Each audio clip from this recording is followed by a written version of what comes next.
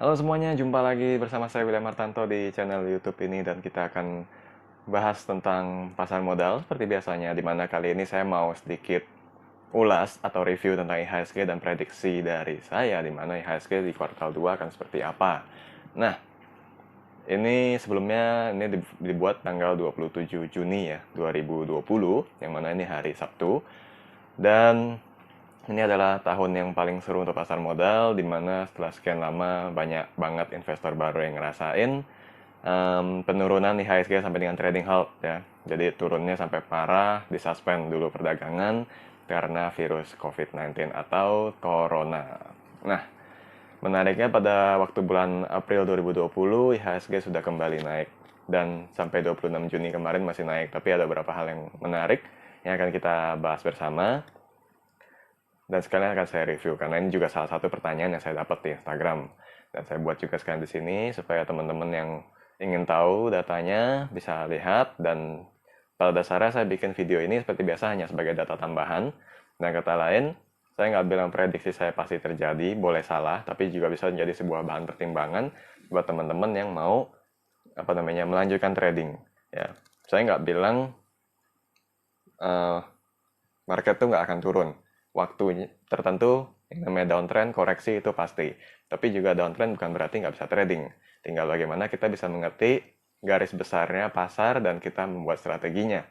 Dan pertama kita akan lihat data dulu, di mana pada Jumat 26 Juni, IHSG masih menghijau dan masih diyakini oleh banyak pelaku pasar, di mana IHSG akan kembali naik ke level 5.000.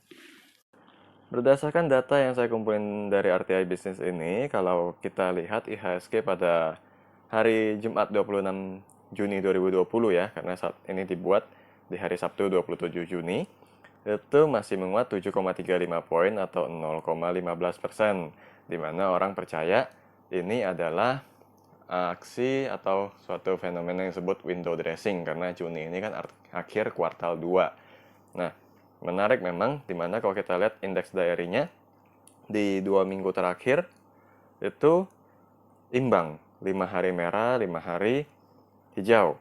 Dan ini ada salah satu kejadian IHSG menghijau yang paling seru, ya sampai 3,53%, selebihnya memang nggak ada. Nah, dan kabar menariknya adalah selama 1 bulan ini, atau 1 bulan ke belakang dihitung sampai 26 Mei, kalau datanya cocok, itu kita lihat ternyata secara keseluruhan di IHSG itu asingnya net sell. Kalau cuma fokus di pasar reguler aja udah 3,14 triliun. Apakah ini sebagai sebuah simbol terjadinya downtrend? Nah, kita akan melihat data yang lebih lanjut, karena sebenarnya acuan dana asing aja nggak akan pernah valid. Apa yang dibeli oleh asing belum tentu naik, dan apa yang dijual oleh asing belum tentu pasti turun. Jadi teman-teman harus tahu, itu penting ya. Nah, jadi tadi udah saya bilang ya, saham yang di net buy, IHSG di net buy asing belum tentu pasti naik, termasuk saham-sahamnya. Itu juga kita udah sering tahu. Di net buy asing naik, nggak juga. Di net sell asing pasti turun, nggak juga.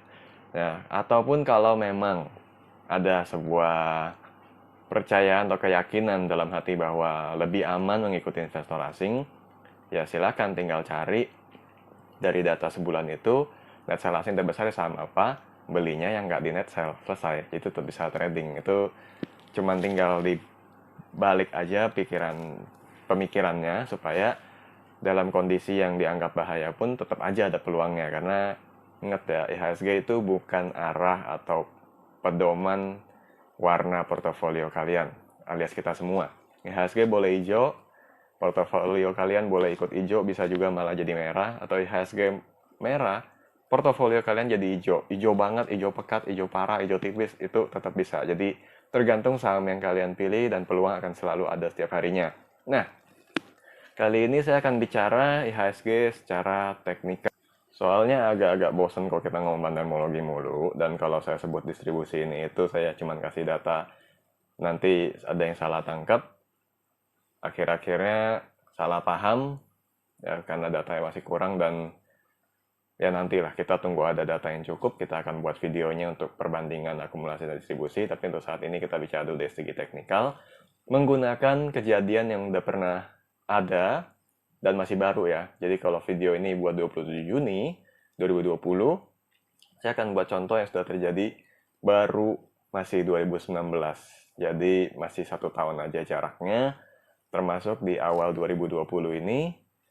Jika IHSG diukur menggunakan satu indikator aja yang namanya MACD atau Moving Average Convergence Divergence, kalau kita ngerti cara bacanya, kita dapat duluan indikasinya sebelum berita-berita bermunculan dan kita cocokkan.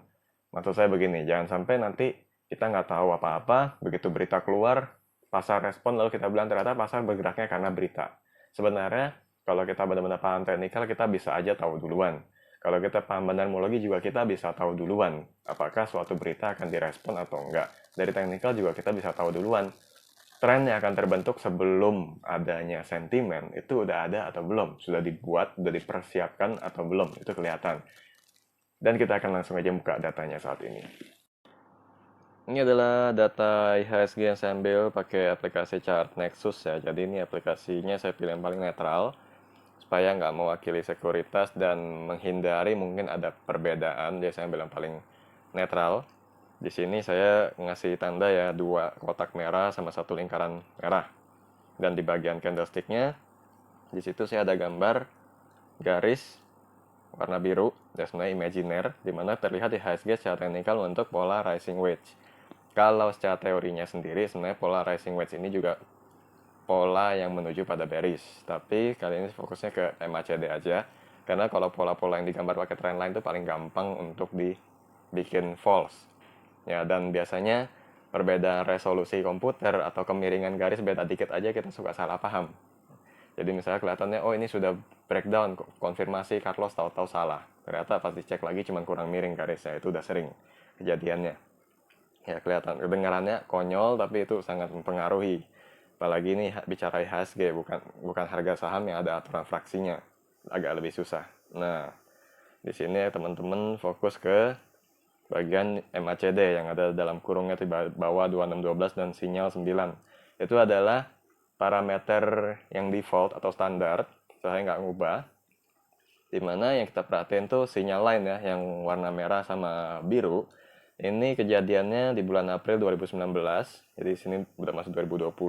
Kita ke 2019 dulu, sekitar bulan Maret dan April. IHSG lagi, kalau secara candlestick masih flat ya.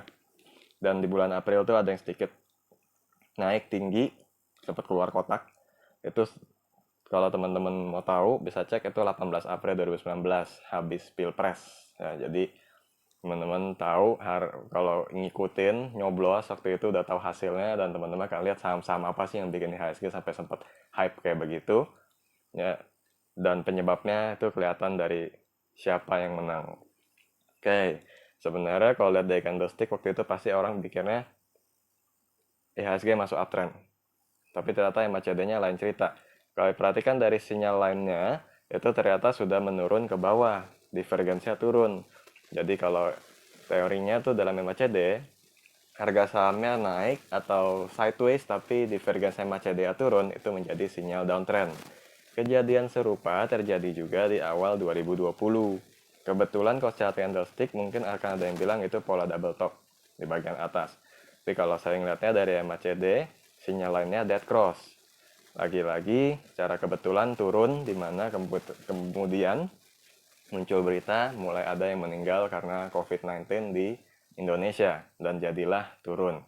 Itu tadi kenapa saya bilang jangan sampai teman-teman karena belum paham dengan MACD, di mana kita bisa aja ngebaca duluan arah pergerakan saham atau indeks, tapi ngikutin berita tanpa sadar bilang ternyata pergerakan saham atau indeks itu terjadi karena efek berita. Nggak semua begitu. Kalau berita yang muncul mendadak, iya. Tapi kalau bukan yang mendadak-mendadakan, itu bisa kelihatan dari indikator. Nah, melanjutkan, saat ini di bulan Juni, IHSG bentuk pola rising wedge, volume mengecil, memang transaksi sepi sekali. Dan di bagian yang saya lingkar di bawah, MACD sinyal line dead cross. Apakah akan terjadi atau enggak? Maksud saya terulang lagi atau enggak? Dimana IHSG menurun dengan sinyal dari MACD sinyal line. Kalau prediksi saya, ya. Dan setelah ini ada beberapa faktor yang akan saya sebutkan yang teman-teman bisa pakai untuk pertimbangan juga untuk menghadapi pasar pada kuartal 2. Sebagai informasi tambahan, di situ MACD histogramnya sudah menurun di bawah 0 ya. Jadi kalau kita ngikutin penggunaan indikator MACD, itu semua sinyal sudah bearish saat ini. Oke, indikasinya semua bearish kalau dari MACD doang. Ya, polanya juga sih, tapi tadi saya bilang itu imajiner, jadi kalau teman-teman mau abaikan pola rising wedge yang di atas, hilangin aja nggak apa-apa, cuma dari MACD. Ya, jadi polanya, indikasinya bearish, dan ini saya bukan nakutin market, sebenarnya tergantung daya tangkap masing-masing. Saya bilang bearish downtrend bukan berarti market crash, tapi market crash ya udah pasti downtrend. Nah, kalau misalnya setelah ini harus downtrend, kira-kira faktor apa yang akan orang pakai untuk atau orang anggap sebagai sesuatu yang bisa dimaklumi kenapa IHSG harus downtrend misalnya di kuartal 2 nanti. Faktor pertama adalah media yang sedang membicarakan second wave corona. Jadi di beberapa negara yang kemarin lockdown dibuka katanya kasusnya naik lagi. Ya sebenarnya second wave ini nggak terlalu ngaruh ke Indonesia kalau menurut saya. Kenapa? Karena kita akhir dari first wave-nya aja belum kelihatan saat ini.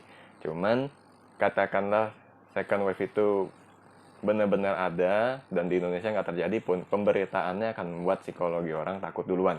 Takut abis ini ekonomi makin parah, atau ada PHK lagi, atau ada yang bangkrut, atau ada yang lain-lain, lalu mulai prediksi ekonomi. Ya, jadi second wave corona akan membuat sebuah pemikiran baru atau psikologi yang lebih takut kembali, itu wajar. Ya. Lalu kuartal 2, lebih tepatnya harusnya saya bilang semester 2 karena kuartal 2 itu bulan ini Juni udah lewat. Nah, jadi di semester 2 ini laporan keuangan kuartal 2 akan mulai terbit. Harusnya masuk di bulan Juli nanti ya. Dan mungkin akan ada yang sedikit terlambat karena seperti yang kita tahu di saat ini 2020 ini masih banyak yang bahkan kuartal satunya belum keluar. Karena karyawan sedang WFH atau yang lain-lainnya, penyebabnya jadi memperlambat prosesnya. Termasuk bahkan pembagian dividen pun beberapa ditunda, ada juga yang lebih kecil dari biasanya. Tentang laporan keuangan kuartal 2 yang teman-teman perlu perhatikan adalah kesesuaiannya dengan apa yang diasumsikan orang-orang. Jadi saya ini kan karena nggak punya dasarnya fundamental, saya cuma bisa bilang kalau memang efek pandemi itu sedemikian parah, memang harusnya kelihatan di kuartal 2, khususnya di Indonesia. Kenapa? Karena pemerintah baru mulai berusaha menangani COVID-19 itu responnya agak terlambat, dan di kuartal 1 memang masih banyak emiten yang pembukuannya atau laporan keuangannya masih solid, labanya masih growth atau masih stagnan. Karena memang waktu itu PSBB dan lain-lain belum terlalu ditegaskan, belum menyebar gitu ya ibaratnya. Itu belum kelihatan efeknya di laporan kuartal 1. Di kuartal 2 mestinya kelihatan aslinya, itu asumsi orang. Dan beberapa analis fundamental yang saya kenal ngomong begitu. Dan karena saya nggak ngerti, saya nggak akan bantah, nggak akan dukung. Tapi saya cuma kasih petunjuknya aja ke teman-teman. Kalau memang harus terjadi, maka market memang sewajarnya akan menurun sedikit lebih dalam.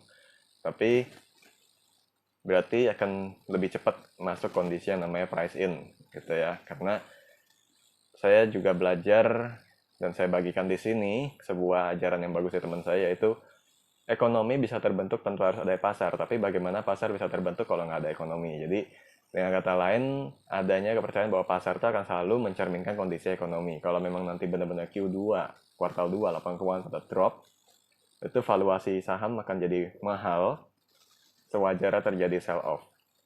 Dan itu teman-teman harus siap. Bahkan dari saat ini saya juga kasih lihat indikasi teknikalnya memang akan bearish. Bearishnya ini bisa jadi cuman koreksi sehat, atau seperti yang saya bilang terjadi sell off karena laporan keuangan kuartal 2. Tapi kalau misalnya jadi koreksi sehat doang, itu sebenarnya peluang yang bagus, dan kondisi seperti apa yang harus memungkinkan orang percaya bahwa itu hanya koreksi sehat. Perhatikan juga masih dari media. Pertama, kita tahu vaksin corona sedang diusahakan oleh dunia untuk dicari. Ini bisa menyelesaikan semua sentimen negatif sebenarnya. Karena kalau kita lihat akar permasalahan semua kan dari virus. Jadi kalau virusnya selesai, hilang semua sentimen negatif. Atau laporan keuangan juga masih berlaku. Apakah sampai dengan laporan keuangan kuartal 2 itu emiten-emiten masih solid? Jadi dengan kata lain, ya maaf aja kayak kalau yang teman-teman yang analis fundamental, Ibaratnya asumsi kalian dipatahkan oleh emiten itu sendiri, ternyata kuartal 2 tetap solid laporan keuangannya, entah gimana caranya, nggak mengubah valuasi jadi mahal. Maka mungkin kita bisa langsung asumsikan emiten-emiten di Indonesia the best, nggak akan terpengaruh oleh virus ini dan nggak akan terganggu ke depannya karena ternyata 2 kuartal aja survive. Masuklah kita ke fase euforia, yang itu yang paling mungkin terjadi ya, ketika orang menganggap sebuah sentimen positif udah kuat, optimis beli rame-rame, gue harus punya saham ini, dan itu udah pernah saya bahas di vlog-vlog sebelumnya. Nah jadi sebenarnya yang perlu diperhatikan di kuartal 2 itu doang, semester 2 itu doang. Jadi tentang intonasi dari media itu lari kemana, dan kenyataan dari emiten. Kalau memang benar-benar kuartal 2 drop, IHSG akan drop bisa dalam. Kalau misalnya ternyata IHSG-nya nggak drop, itu biasanya karena laporan keuangan juga solid. Nah, jadi itu prediksinya saya. Dan kalau kita lihat memang sepanjang bulan Juni, IHSG agak sulit untuk melewati level 5.000. Nyampe sih, tapi turun lagi. Jadi memang kemungkinan besar terjadinya koreksi sehat, juga dari indikasi yang terlihat dari MACD. Kalau prediksi saya akan turun, ya kita akan lihat saja. Kalau memang koreksi sehat, tentu masih ada kesempatan untuk atau saham-saham yang justru malah lebih layak dikoleksi pada saat koreksi. Ya, itu bisa nanti teman-teman lihat di website WH Project di Outlook-nya saham-saham apa yang kita pilihin setiap harinya, itu free. Atau mungkin kita buat artikelnya juga di website itu juga. Nah, untuk pembuktiannya kita akan lihat sama-sama di market memasuki semester 2. Terima kasih sudah nonton video ini.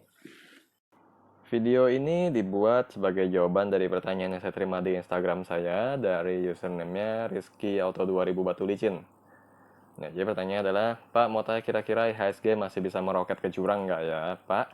Karena saya mau beli Adaro dan HKMU, mohon infonya. Nah, untuk saham Adaro dan HKMU-nya, mohon maaf saya nggak bisa ulas karena video itu sifatnya karena disimpan dokumentari, takutnya ada yang nontonnya telat, dikasih rekomendasi, telat beli, saya yang salah. Jadi untuk saham Adaro dan HKMU-nya akan saya jawab secara personal di Instagram. Tapi untuk IHSG-nya saya bagikan ke semua penonton YouTube ini. Untuk teman-teman yang lain, kalau ada yang ingin ditanyakan dan ingin mempercayakan analisa atau review ke saya, bisa ditanyakan di kolom komentar di bawah. Atau ditanyakan juga di Instagram saya, William Hartanto 12. Asalkan saya bisa cari datanya dan bisa memberikan kesimpulan yang logis, saya pasti akan jawab baik di Instagram langsung atau di video YouTube ini juga. Terima kasih sudah menonton dan terima kasih sudah bertanya. Untuk teman-teman yang suka dengan channel ini, silakan like and subscribe. Kita akan bertemu kembali pada video berikutnya. See you again.